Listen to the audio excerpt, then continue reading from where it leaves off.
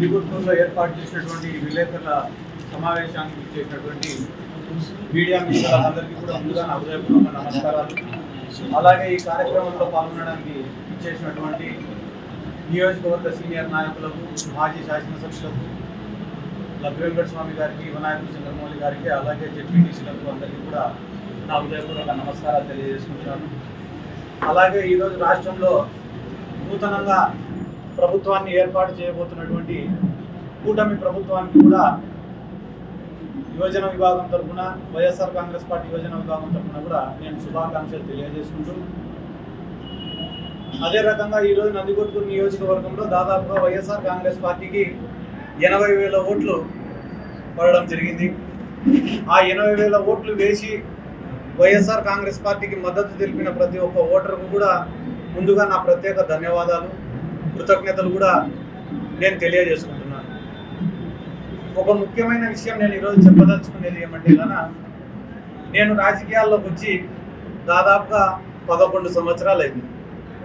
ఈ 11 సంవత్సరాలలో దాదాపుగా ఒక 5 సంవత్సరాలు ఏ పార్టీలో లేకుండా వ్యక్తిగతంగా నేను రాజకీయం చేసిన, ఆ తర్వాత ఒక 6 సంవత్సరాలు వైఎస్ఆర్ కాంగ్రెస్ పార్టీలో ఉండి నేను రాజకీయం చేసిన.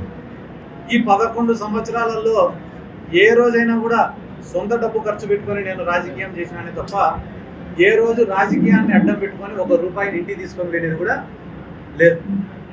ఎందుకు నేను మీకు అందరికీ ఈ మాట చెప్తున్నానంటే, నిజాయితీగా పనిచేసినాం తప్ప ఏ రోజు కూడా రాజకీయం నుండి ఏం ఆశించి రాజకీయం చేయలేదు.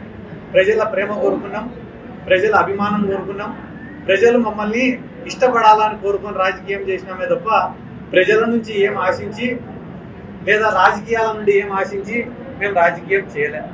కాబట్టి రాజకీయాలలో గెలుపోవటంలు అనేటివి సర్వసాధారణం, సహజం. గెలిచిన రోజు కుంగిపోలేదు, ఈరోజు కుంగిపోయే ప్రసక్తి కూడా లేదు. కానీ ఈరోజు నందికొట్కూరు నియోజక ప్రజలందరికీ నేను చెప్పాలనుకునే విషయం ఏమంటే, నాకు ఈరోజు రాష్ట్రంలో ఇంత గుర్తింపు వచ్చిందంటే దానికి కారణం 3. ఒకటి, నందికొట్కూరు నియోజకవర్గ ప్రజలు, ఇక్కడ ఉండేటటువంటి నాయకులు. రెండోది వైఎస్ జగన్మోహన్ రెడ్డి గారు. మూడోది వైఎస్ఆర్ కాంగ్రెస్ పార్టీ. నాకు ఇంత గుర్తింపు ఇచ్చిన ఈ 3 కోసం, అంటే ఒకటి నందికొట్కూరు కోసం, రెండోది జగన్మోహన్ రెడ్డి గారి కోసం, మూడోది వైఎస్ఆర్ కాంగ్రెస్ పార్టీ కోసం నా ఆఖరి శ్వాస వరకు నేను పోరాడతానని చెప్పి ఈ సందర్భంగా నేను గట్టిగా చెప్తున్నా. ఎందుకంటే కనుక నేను కూడా అనుకునేవాడిని మనసులో, చాలామంది నాయకులపై జగన్మోహన్ రెడ్డి గారికి దగ్గరగా కూర్చొని మాట్లాడుతుంటే నాకెందుకు ఈ అవకాశం రావడంలే, అంటే నేను పార్టీ కోసం కష్టపడి పనిచేస్తే జగన్మోహన్ రెడ్డి గారికి ఇంకా కొంచెం దగ్గర కావచ్చు, ఎప్పుడు కూడా ఇట్లా ఆలోచించేవాడిని. కానీ చాలామంది పార్టీలలో సీనియర్ నాయకులు ఉంటారు, వాళ్ళకి ఎక్కువ ప్రాధాన్యతలు ఉంటాయి, వాళ్ళు చెప్పిన మాటకే ఎక్కువ వాల్యూ ఉంటుంది. కానీ ఇప్పుడు ప్రతిపక్షంలోకి వచ్చినాం కాబట్టి ఇప్పుడు ఈ 5 సంవత్సరాలు నేను కష్టపడతాను. అది యువజన విభాగం తరఫున కావచ్చు, పార్టీ కోసం కావచ్చు, పార్టీ సిద్ధాంతాల కోసం కావచ్చు, పార్టీ కార్యకర్తల కోసం కావచ్చు, నా వంతుగా గడిచిన 11 ఏళ్ళు కష్టపడిన దానికన్నా రెట్టింపు కష్టపడతా. అది దేనికోసం అంటే, ఒకటి నందికొట్కూరు నియోజకవర్గానికి పనిచేయడం కోసం, ఇక్కడ ఉన్న కార్యకర్తల్ని కాపాడడం కోసం, మూడోది జగన్మోహన్ రెడ్డి గారికి దగ్గరగా ఉండి పనులు చేయడం కోసం. ఈ 3 కోసం చాలా కష్టపడి పని చేస్తానని చెప్పి ఈ సందర్భంగా ప్రతి ఒక్కరికి కూడా తెలియజేసుకుంటూ, అదే రకంగా ఈరోజు రాష్ట్రంలో ఎన్నో చోట్ల వైఎస్ఆర్ కాంగ్రెస్ పార్టీ నాయకులపైన, వైఎస్ఆర్ కాంగ్రెస్ పార్టీ యువజన విభాగం నాయకులపైన తెలుగుదేశం పార్టీ వాళ్ళు దాడులు చేస్తున్నారు. ఆ దాడులను కూడా నేను తీవ్రంగా ఖండిస్తున్నాను. ఎందుకంటే ఇవన్నీ మేము ఊహించనేటివి కాదు, మేము కొత్తగా చూస్తానేటివి కాదు. కానీ ఒక బాధాకరమైన విషయం ఏమరా అంటే, వైఎస్ఆర్ కాంగ్రెస్ పార్టీ అధికారంలో ఉన్నప్పుడు ఏ ఒక్క దాడి కూడా మేము చేయలేదు. ముఖ్యంగా ఈ నందికొట్కూరు నియోజకవర్గంలో మీరే చూసుకోండి, తెలుగుదేశం పార్టీ వాళ్ళపైన అక్రమ కేసులు కానీ, తెలుగుదేశం పార్టీ వాళ్ళపైన దాడులు కానీ వైఎస్ఆర్ కాంగ్రెస్ పార్టీ ఏ రోజు కూడా చేయలే. కానీ ఈరోజు అధికారంలోకి వచ్చి రాకముందే ఇక్కడ ఉన్న ప్రజలను భయపించాలా, నాయకులను భయపించాలా, వైఎస్ఆర్ కాంగ్రెస్ పార్టీ వాళ్ళని భయపించాలా, ఇక్కడ ఉన్న వ్యాపారాలన్నీ లాక్కోవాలా, కాంట్రాక్టర్లను బెదిరించాలా, జరుగుతున్న వర్కులను ఆపాలా, ఇటువంటి ఉద్దేశాలతో కొంతమంది వ్యవహరిస్తున్నారు. కాబట్టి ఇవన్నీ కూడా మంచిది కాదు, ఆ పద్ధతి మార్చుకోవాలా. ఎందుకంటే కానీ ఒకవేళ ఇదే పునరావృతం అవుతుందని అనుకుంటే కానీ ప్రజల్లోనే తిరుగుబాటు అనేది ఖచ్చితంగా మొదలవుతుంది. ఆ రోజు వైఎస్ఆర్ కాంగ్రెస్ పార్టీ కార్యాచరణ కూడా చాలా బలంగా ఉంటుంది. ఈరోజు ముఖ్యంగా మీకు అందరికీ మరొక ముఖ్యమైన విషయం ఏమిరా తెలియజేసుకునేదంటే, నా శక్తికి మించి నాకు ఎటువంటి ప్రోటోకాల్ లేకపోయినప్పటికీ నా శక్తికి మించి కార్యకర్తల కోసం పనిచేసిన, కార్యకర్తలను ఆదుకున్న, వైఎస్ఆర్ కాంగ్రెస్ పార్టీ కోసం పనిచేసిన.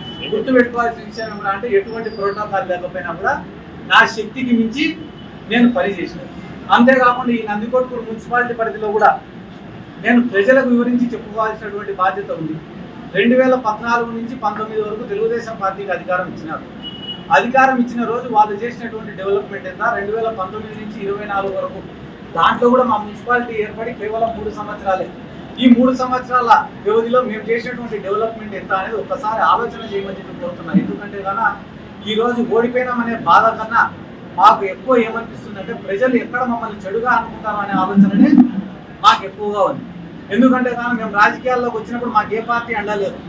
ఆ రోజు అనవసరంగా కేసులు పెడుతుంటే, జైళ్ళల్లో ఉన్నప్పుడు మమ్మల్ని పరామర్శించేదానికో మమ్మల్ని చూసిపోయేదానికి ఎవరైనా వస్తే వాళ్ళపైన లాఠీ చార్జీలు జరిగిన రోజు కూడా మేము ఏ రోజు బాధపడలేదు.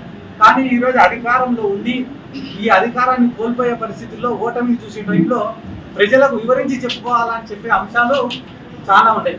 కాబట్టి పేదవాళ్ళకు న్యాయం చేయాలా, డెవలప్ చేయాలా అనే ఒక తపనతోనే మేము పనిచేసినాం తప్ప రాజకీయాలలో అవినీతి చేయాలా, డబ్బు సంపాదించుకోవాలా, కాంట్రాక్టులలో కమిషన్లు కొట్టాలా, సారాయి వ్యాపారాలు చేయాలా, లేకుంటే భూ కబ్జాలు చేయాలా, లేకుంటే కానీ ఏమైనా ప్రజలపైన దాడులు చేసి ఆ కేసుల నుంచి తప్పించుకోవాలని చెప్పి ఏ రోజు కూడా మేము రాజకీయాలు చేయలేదని చెప్పి ఈ నందికొట్కూరు నియోజకవర్గ ప్రజలకు వివరించి విన్నవించి చెప్పుకుంటున్నా. ఎందుకంటే కానీ ఏమేం తప్పుల వల్ల ఈ ఎన్నికల్లో ఓటమి జరిగిందనేది సమీక్షించి తెలుసుకోవాల్సినటువంటి అవసరం ఉంది. ఎందుకంటే నిన్న మొన్న కూడా కొంతమంది నాయకుల ప్రెస్ మీట్లు చెప్పినారు.